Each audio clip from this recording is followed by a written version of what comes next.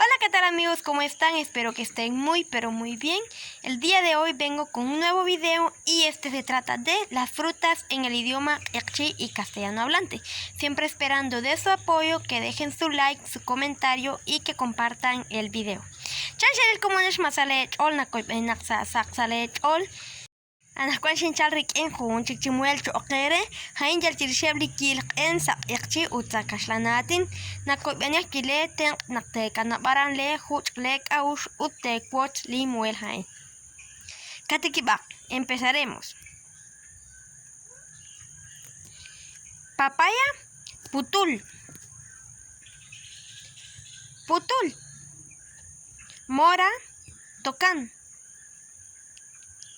Tocan.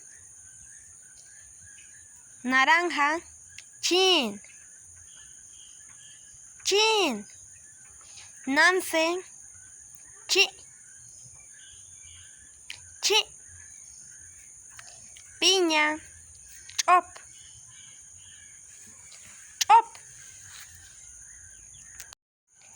Saltul, zapote. Saltul. Sunso, holop-op. Holop-op. Banano egime, untul. Untul. Plátano, ultul. Ultul. Aguacate, o. O. Limón, lamush. Lamush. Guayaba, patá. Patá. Sandía, cac-oc. Cac-oc. Chilacayote, oc.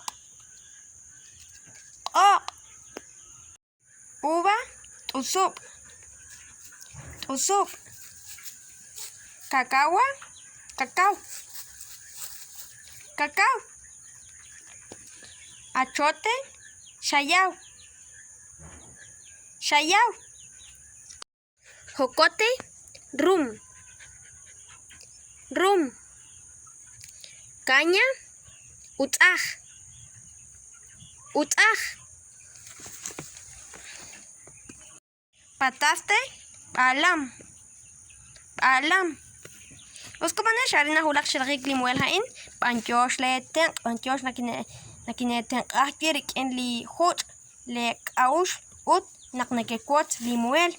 Muy bien amigos, aquí llega la parte final del video. Gracias siempre por apoyarme, gracias por dejar ahí siempre sus likes, su comentario y por compartir el video. Nos estaremos viendo en un próximo video. Hasta la vista.